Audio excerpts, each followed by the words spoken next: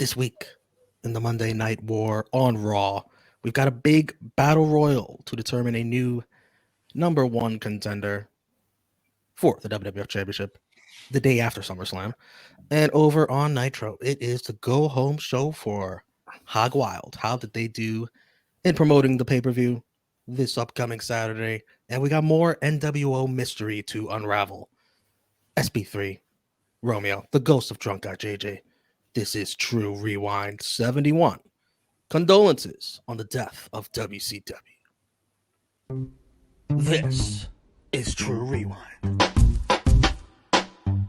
This is True Rewind. This is True Rewind. This is True Rewind. This is True Rewind. This is True Rewind.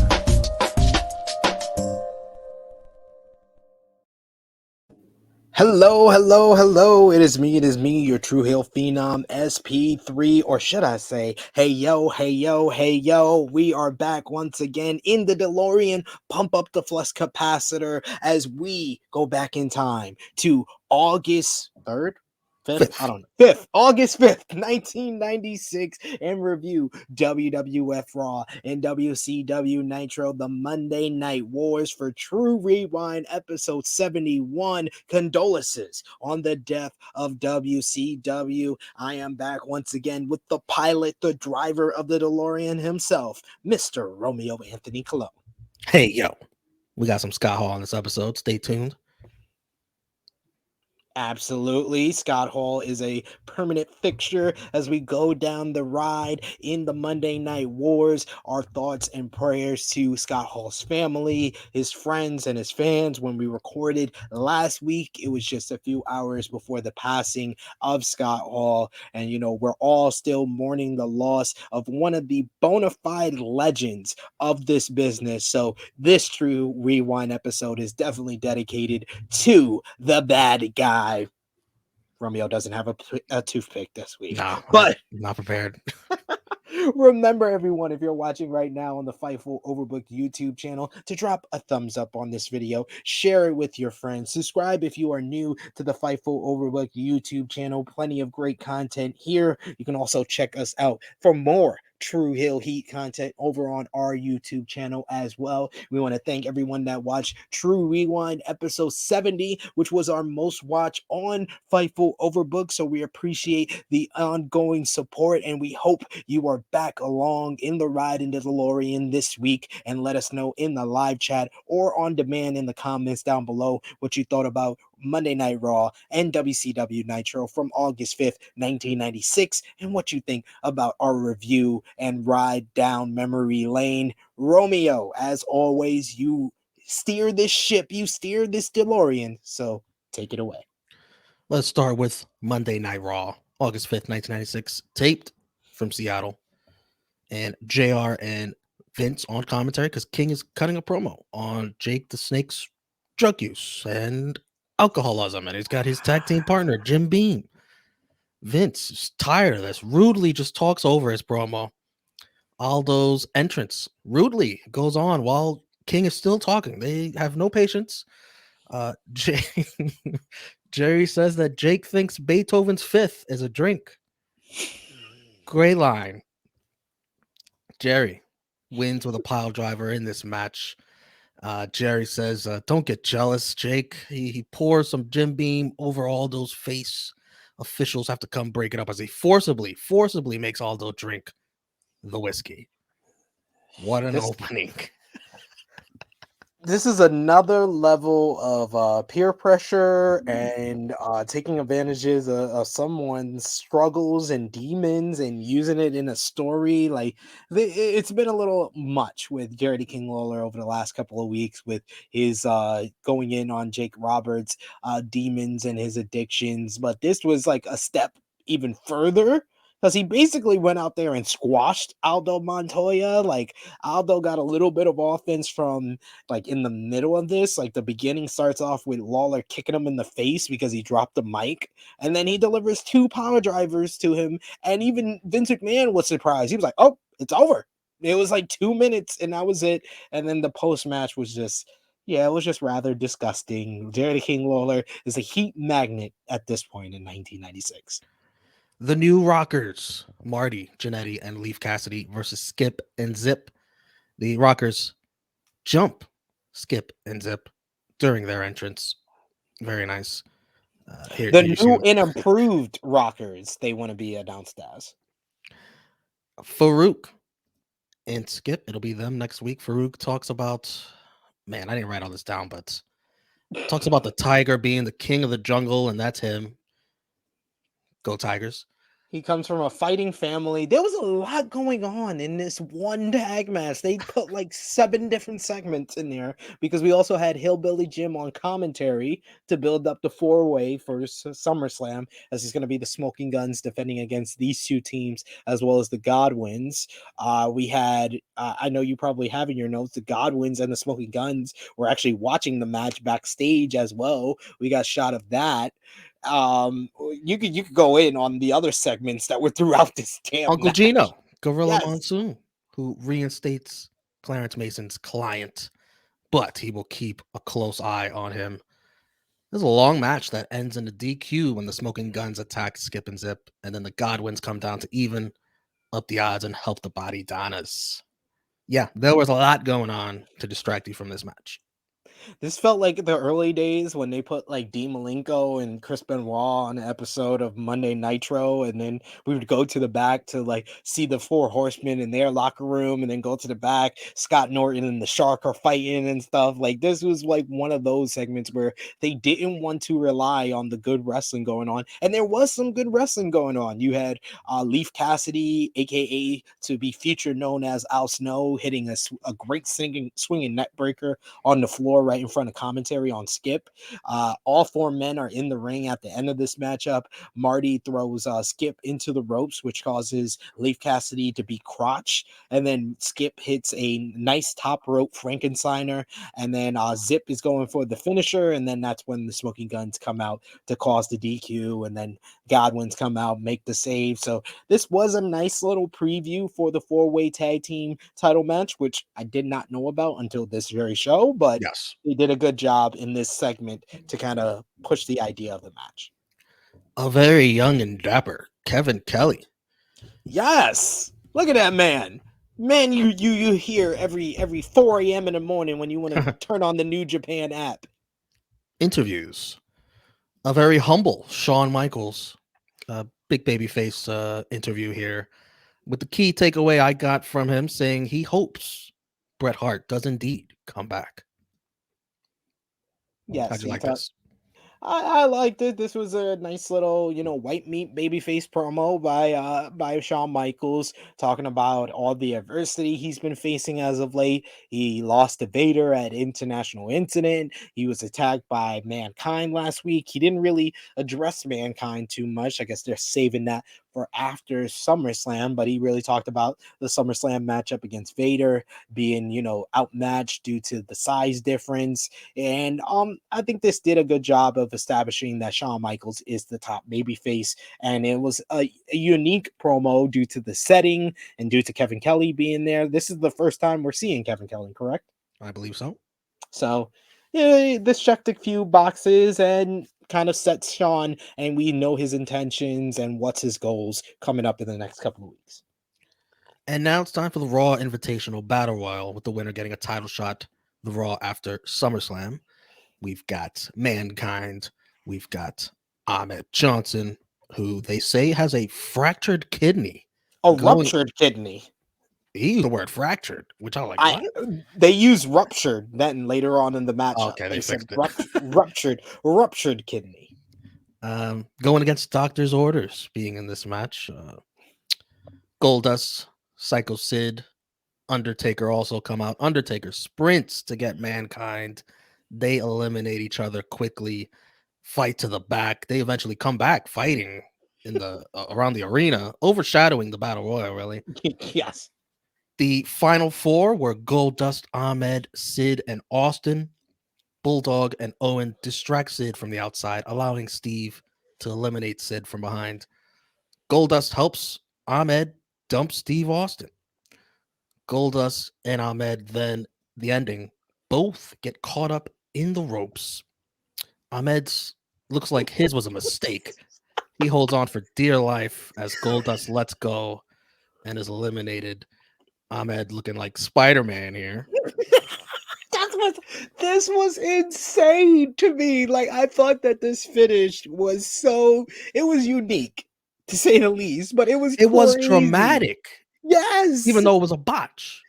yes, because Ahmed holding on for dear life, having his legs caught up, looking like Spider-Man, it was outrageous. And this was the type of finish that was really needed at this point, because the match had went really long.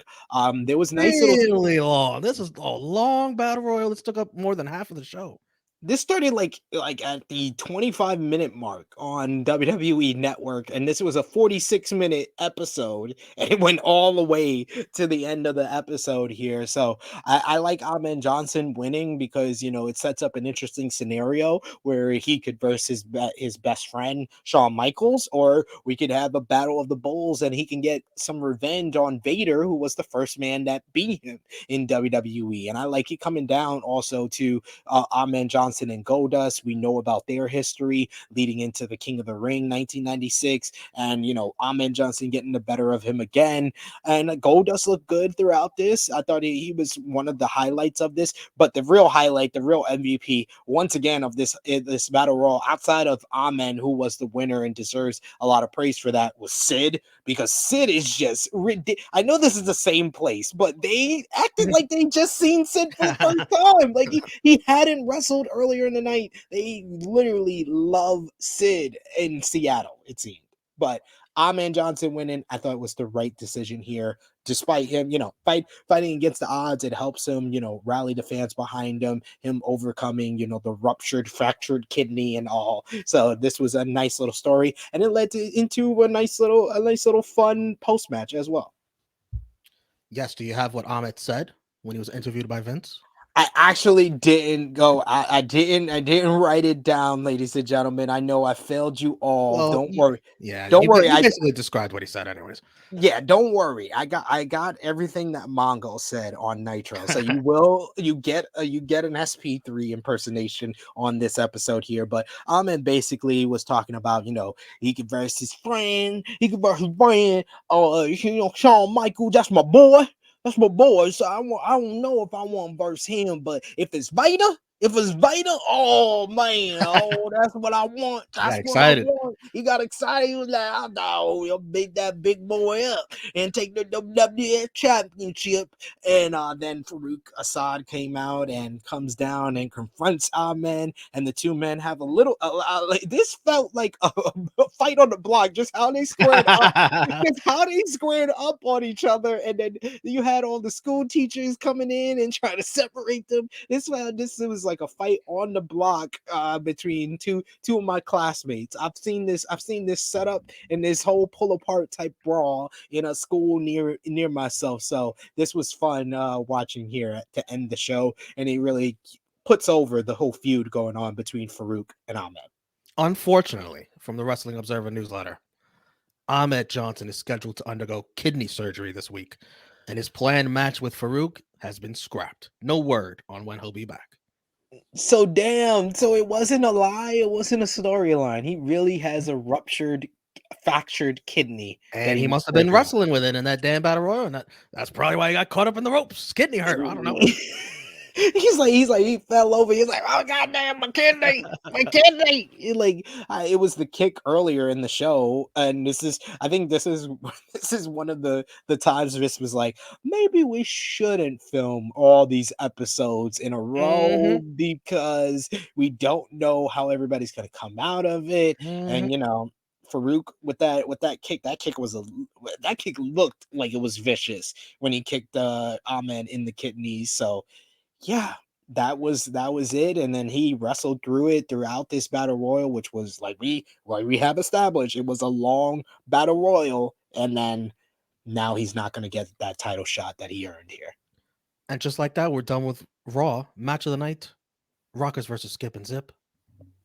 I'm going with the battle royal. I thought Too long for me. Too long for me. I thought it highlighted a bunch of guys. It put over the Mankind and Undertaker rivalry, like you said. They fought through the crowd. We got a little bit of them backstage, so it put over their rivalry heading into SummerSlam. We established, Sid and British Bulldog heading into SummerSlam with Bulldog and Owen, leading to his elimination. Stone Cold got a little bit of shine. He looked good here, and then Amen and Goldust both look good. So I give it to the Battle Royal.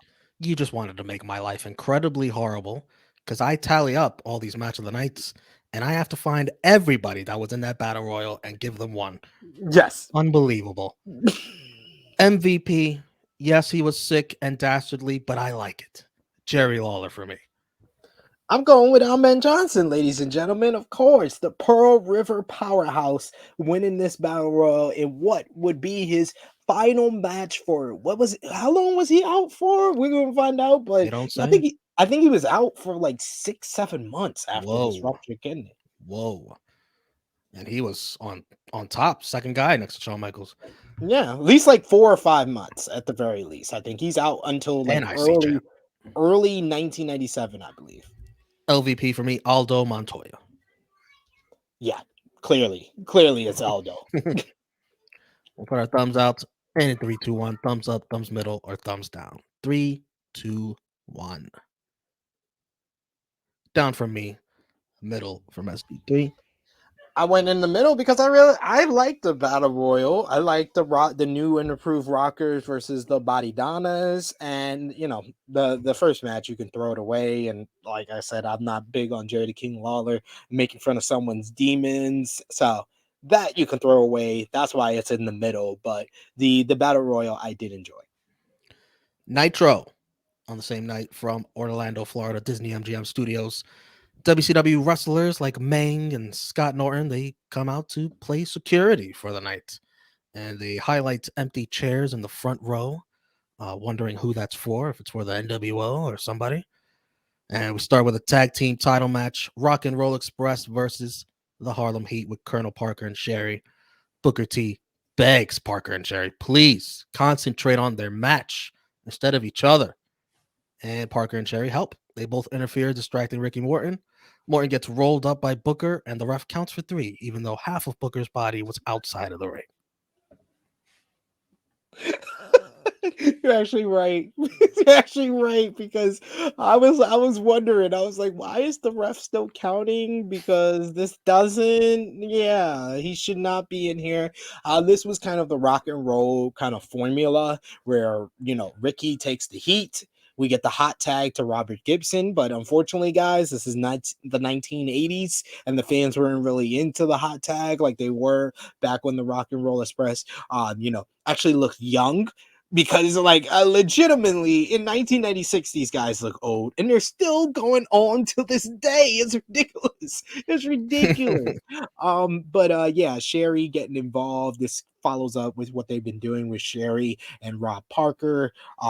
Stevie Ray catched them with the pump kick. I did like Stevie Ray. Stevie Ray kind of was the MVP of this match because he catches Gibson with the pump kick, which leads to Booker's pin, and then he has the foresight to go around the referee and grab Morton before he could break up the pin. Like, you had to see it. Like, it was very smart how Stevie Ray worked himself around to get the win for Harlem Heat here. The Nasty Boys are interviewed. They're trying to separate themselves from Hogan's actions. Lex and Sting interrupt, wanting some answers. The Nasty Boys say, it's none of their stinking business anyways. Luger says, they're going to make it their stinking business. We got a nasty boys. We got a bad reputation. They literally tell you it in their theme song. So it kind of makes sense why Sting and Luger kind of approached them. And it was the theme of this episode of all the former friends of Hulk Hogan were either questioned or crucified during this episode. Very well said. Glacier Watch. He's coming soon still. We're still trying to see if Glacier comes first here on True Rewind or Veer comes first in modern day Raw. I think we're going to be running very close because we already know that Veer has an all-time record now for a number of vignettes without showing up. But like Glacier vignettes seem so out of place on this show. With Oh my God. the direction the show is going in, you can understand why WCW kind of prolonged it because they were like, yeah, this is not the same WCW we were going to debut Glacier in.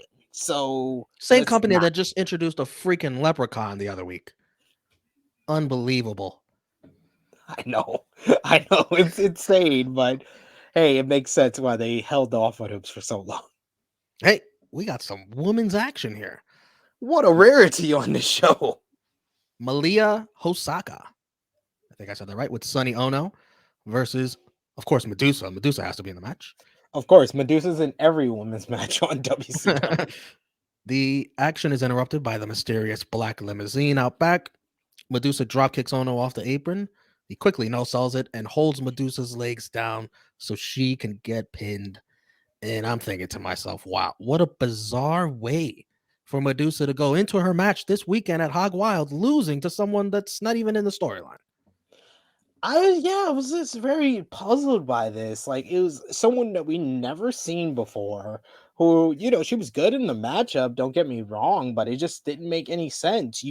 I would think you want to heat up Medusa so she has a bunch of momentum going into Hog Wild, but yet and still you haven't done anything with Bull Nakano because she's only coming in for the pay-per-view. She's not coming in for any of these weeks leading into the pay-per-view because you can't do much to heat her up. So I can kind of understand kind of putting Medusa behind the 8 ball by losing just before the pay-per-view. But yeah, I mean, doesn't make a whole lot of sense, and none of the booking of the women's division in WCW makes a whole lot of sense, which makes Medusa's decision to go to WCW that much more puzzling because of how often and not often she's been used since signing in December of 1995, and we are in July of 1990 or August of 1996 now.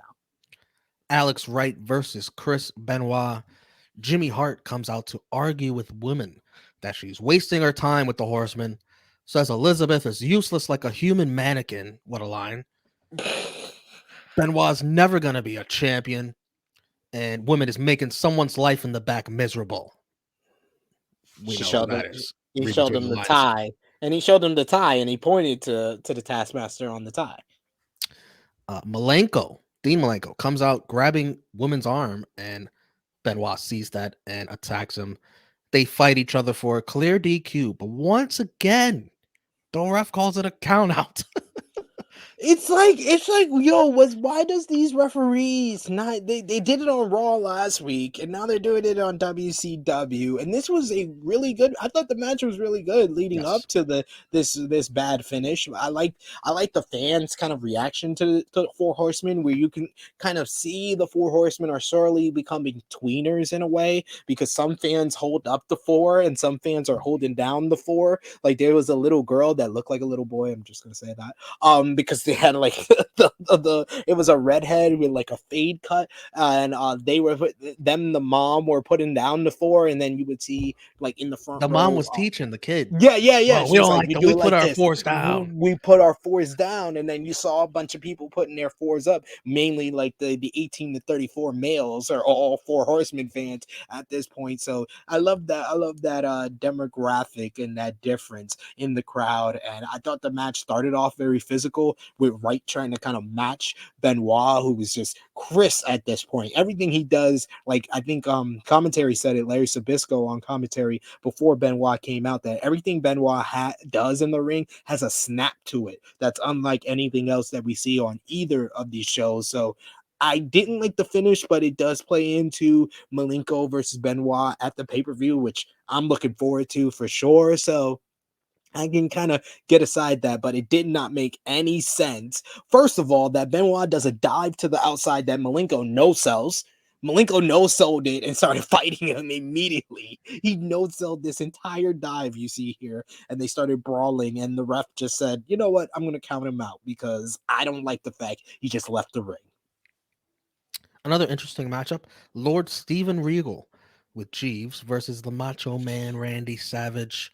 Sting and Luger come out to sit in the empty seats and keep watch for Savage of the NWO. Savage drops the elbow for the win. Sting and Luger then exit and investigate the limo in the back. Sting finds a bouquet of flowers. He reads it out. It says, "Condolences on the death of WCW" on the flowers. And then we get Savage with Gene. He is the number one contender. I don't know how he did it. Gene doesn't know either. To the winner of Hogan and Giant. And Savage says, "The Giant's going to get a bigger piece of you than you think. And if he just saves a little bit, Little bit. I'll finish the job. You know I will. Dig it." I love that. Just a little bit. I'm gonna finish the job. It was great. It was classic Macho here. Classic Macho. Sting and Luger come in the ring with the flowers. They read the flowers message again. Sting hopes the outsiders can get their money back because WCW is alive and well. Randy ponders kicking a field goal with the flowers. "I've been a little clumsy lately. I dropped it." Sting holds the flowers and Macho Man kicks the field goal perfectly right into the camera. It was very well executed. What'd you think of all this? I thought the match was actually fun. Regal, Regal's Regal. He's great. Savage kind of dominates him, but I thought it was good for what it was, just about 3 minutes. And then the post match was just fun with Savage being Savage. Sting and Luger reading the whole reef. I love how the NWO was playing mind games throughout this episode, with this being the first. We would see later on what would happen later, but this was a nice little segment. Macho was great. Sting and Luger were awesome as well. We see highlights from last Saturday night with Flair, a figure four on Chavo Guerrero. He doesn't let go. Eddie Guerrero breaks it up, but is attacked by Flair after turning his back. And then Eddie cut a babyface promo saying he doesn't bother anyone, man. He's just trying to work. Leave him alone. And Rey Mysterio, we see him. He's still hurting with CTE, holding onto his head. I was laughing my ass off. Sweet Jesus. I don't like I think I said on the Believe in Pro Wrestling podcast after Dynamite last on Thursday, you can check it out on that YouTube channel. I said that Thunder Rosa is probably the most improved wrestler in the ring that I've ever seen, from where she was in Lucha Underground to where she is now.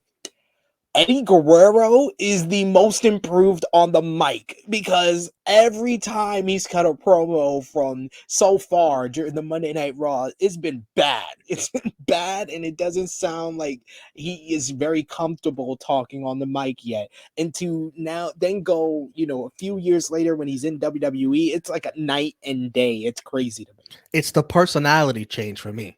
Here you see he's nice and humble. He doesn't want to bother anyone. And then you see what that morphs into: lying, cheating, stealing, bothering everybody. So that's hilarious. We're seeing the growth of Eddie Guerrero here. Unfortunately, we have the return of the Booty Man. At least he brought the Booty Babe. He is fighting. The Booty Babe also said everyone looked bootyful. Very nice. He is facing Ric Flair. Arn Anderson takes a seat around ringside, waiting for revenge against the NWO. Mongo and Benoit also out there keeping watch. The Brain comes back complaining about the lack of security last week. Now he's wondering, where's Eric Bischoff? Where the hell is he? Why doesn't somebody give me direction around here? Flair doesn't let go of a figure four while holding the ropes. Benoit and Mongo come in to beat up Booty Man. Booty Man is just destroyed, and nobody around ringside cares about it. Mean Gene calls Arn Anderson a victim last week. This week he's a perpetrator. Arn says there's one rule in gang fighting. They send one of yours to the hospital, you send one of theirs to the morgue. What a line. That was such a gangster line. Such a gangster line. So Booty Man's friendship with Hulk Hogan has cost him his life, unfortunately. Benoit explains he wasn't going to break down last week. He was just filled with fury, hatred, and vengeance. Mongo talks. You saw what happened last week? You saw what they perpetrated on Double A, baby? Well, let me tell you what, outsiders, you better get it together because I've been known to swing a little metal myself. And you better grow eyes in the back of your head because when that hair grows on the back of your neck, you better turn around quick. Exactly. Because it'll be the Horseman. Ric Flair beating up on Booty Man some more. Says, Hogan, you think because you woke up one day you become a bad man? Another great line. You crossed the line, pal, and now you're going to pay the price. There's your best friend. Come get him. Great stuff from the Horseman here. Enjoyed it. Harlem World. You gonna say hi? Say hi. Yes, great promo here by the Horseman. My daughter even had to jump in and on Mongo's part because she loved Mongo's part so much. But yeah, I love the passion here. Some great lines by Arn and Flair. Arn, I mean, even Mongo was great here. Just his passion, and even Chris Benoit, you know, silent but violent. He had his good lines here, but the Horseman just went buck wild on Booty Man, and Booty Man, you know, R.I.P. That funeral wreath was not for WCW; it was for the Booty Man. And we found him. He's lost in time, but he has found his way back to August 5th, 1996. Drunk Guy JJ. Hey, what's going on, guys? What's going on, good brothers? Just wrapping up here, almost at the end of Nitro. Yeah, no, I was talking. You actually were talking about a good part of the show when they beat the Booty Man's ass. No pun intended. Arn, you know, threatening to kill somebody as usual. It was definitely a great promo from the Four Horsemen, letting everybody know NWO is its own thing. It's not good guy, bad guy. It's just them doing whatever the fuck they want, and they're not putting up with it. We are glad you came back from Hugh Hefner. We've been saying you've been with Hugh Hefner at the Playboy Mansion in 1986 for weeks, so we're glad you finally came back. I wish that was a shoot right now. Everything going on right now, my life. I wish that was a shoot. Shit. The following announcement paid for by the New World Order. A lot of zoom ins and special effects. A lot of trash talking and bragging about last week. The video gets cut off by Sting and Lex in the production truck. Sting chastising the poor monkey in the truck for doing his job. What is there? NWO shirt under there? It doesn't say NWO. I was wondering when somebody would go to the production truck and just ask, like, why are we playing this stuff from the NWO? Yeah. Just they got the whole 5-minute video last week of them. Right. Imagine being a fan at that time, though, like not knowing what the fuck, like, this really happened? Like, this is real? Because they made that seem so, like, legit. Like, when they went back to commercial, Tony Schiavone and them seemed confused at the desk. Like, that whole setup for that promo, man, was amazing. It was well done. Sergeant Craig Pittman with Teddy Long versus the Giant for the WCW World Championship. Pittman tried some diving standing headbutts, but Giant catches him for a chokeslam and win. Teddy Long pleads with the Giant to stop attacking Pittman, and he gets a chokeslam for his trouble too. Poor Teddy. Poor Teddy. The Giant with Mean Gene yells he doesn't feel sorry for anyone that gets in his way. Hogan's 15 minutes are up. If you have any guts at all, show up at Sturgis, and I'll show them to you. Another nice line. And the limo pulled up at the same time where Jimmy Hart went from all confident and cocky to getting scared and hiding behind the Giant. Then we get the Nasty Boys versus Sting and Luger. Replay of a Saturday night where Sting and Luger beat the Nasty Boys by cheating and using a briefcase. It was Savage and Sting, actually. Savage and Sting. The Steiners come get a closer look. Sting wins with a Scorpion Deathlock on Sags. Then Sting and Luger go investigate the limo again. Someone slams the door shut from the inside. And Sting gets a bag from the inside that reads, Turner, we are out of time. Goes off the air. More suspense added to this. So what does this mean? What does this mean? So we got turns with NWO. we actually got an after the show exclusive on the network WWE, exclusive. on the WWE network, where they opened the bag and the letter read, and I quote, "Ray was right. There are 4 guys. ... or there are 5. See you insurgents. NWO." Very interesting. Let's wrap up this Nitro match of the night. Right, Benoit. Yeah, let's go with Wright, Benoit. And they got a lot It of was time physical. too in that match. Yeah, it just had a bad ending. Yeah. MVP. I'm gonna go with a couple here: Macho Man and the 4 Horsemen. All very entertaining for me. Who you got, drunk guy? I'm gonna go with the 4 Horsemen. That promo was dope, and watching them beat the ass of the booty man, no pun intended. It was very, very, very interesting. SP. I'm gonna go with Sting and Luger. They were all over this show, and they had the foresight to do what we said last week after that whole attack. I know. After that Sting got donkey kicked at the end. That's what kind of took it away from me. Hey, he stood tall. He was the one that opened the bag and read the letter at the end, and they actually went to the production truck and got the paid for announcement stopped. So I was wondering if anybody was going to do that last week, and he did it this week. I got to give him MVP. We are seeing Sting slowly become the Batman detective. And then he becomes a full Dark Knight. Crazy. What character development we're seeing here. LVPs. Is there anyone else but the Booty Man? Absolutely, the Booty Man. Yes. We'll put our thumbs out. And 3, 2, 1 will be thumbs up, thumbs middle, or thumbs down for Nitro. 3, 2, 1.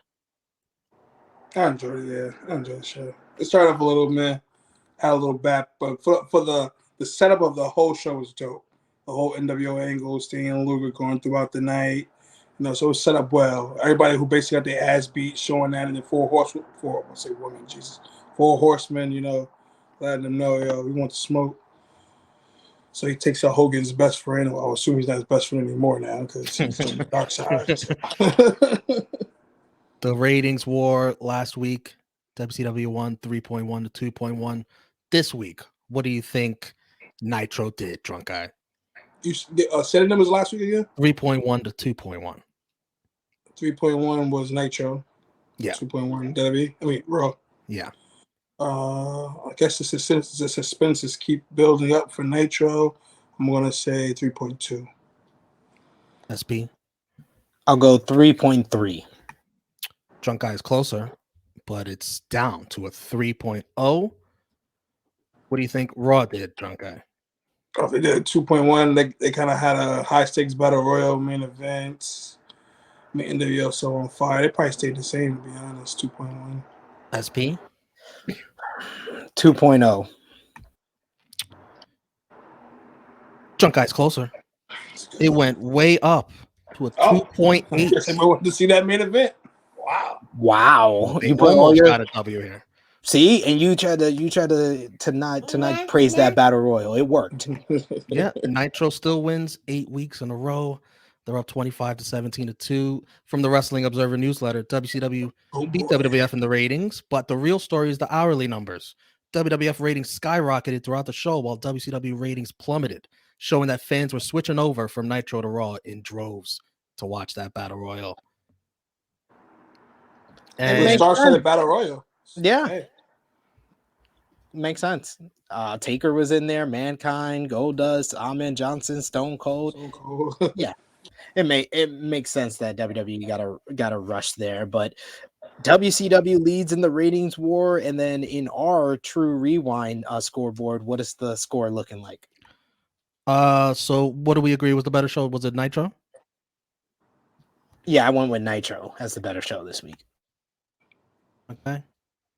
Yeah, I would say the same, Nitro. I mean, outside of the Battle Royal and Sean's promo, that's all. on the True Rewind scoreboard, it's WCW up 10 now, 27 to 17.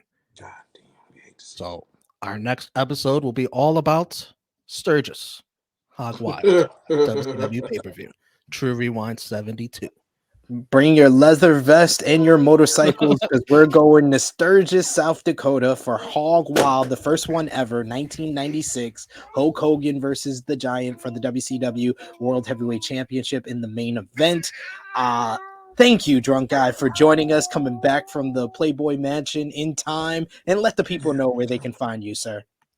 You can follow Drunk Guy JJ on Instagram, hacksaw_J_Duggan, the Twitter, Drunken Master JJ. Facebook, my name is my name. If you don't know my name, don't try to add me. And, my Raging J account isn't in a burner account. I do post live entrances when I'm at the shows because I'm literally every fucking where. So if you guys want to follow that, you can do that too. Of course, you can follow the gang, YouTube, Instagram, Pornhub. We got Twitch, Patreon, us kids in the room. That'd be crazy. But you can follow us all over. We do the damn thing. We got our OnlyFans too. Tony Storm, the only one that can make 10,000 in a day. You can flash our junks all over OnlyFans too. Yes. I just said we have kids in the room, and he goes anyway. Goes I off said the rails. flash our junk. Anyways, flash our junk is not Tru Heel. I'm not gonna know what that is. Wow. Okay. Jesus. She knows what it means. Romeo, where can they find you? Hey, Tru Heel Romeo on Twitter and Instagram, over on the Tru Heel Heat YouTube channel, Rated Raw Superstars with Drunk Guy and myself every Monday, NX3 with Chris G and Ness, like this past week, NX3 49 Boned Alone, Dynamite watch alongs. Later on tonight, join us for NWA Crockett Cup Night 2 watch along. And yeah. Yes, and you can find me on the Twitter machine at Tru Heel SP3. You can follow the gang on Facebook, Twitter, and Instagram at Tru Heel Heat. And if you want to be an even bigger supporter of Tru Heel Heat and help Harlem as she is in the background being my ad libs, patreon.com/Tru Heel Heat. $3 a month, get additional content and help out the movement so much. So thank you all for joining us on True Rewind as usual in the DeLorean. We want to thank Drunk Guy JJ for coming back to us. He is no longer a ghost. He is here in physical form. We want to thank Romeo as per usual. I am not Glacier. For steering the DeLorean. Like this video, share it with your friends. Let us know in the comments down below what you thought about Raw and Nitro, what you thought about a review. Let us know in the comments. Those are always important and we appreciate it. And we usually will shout you out as well. So it is me, your Tru Heel Phenom, SP3. This has been True Rewind, episode 71, Condolences on the death of WCW. We are signing off until next time. I'm back.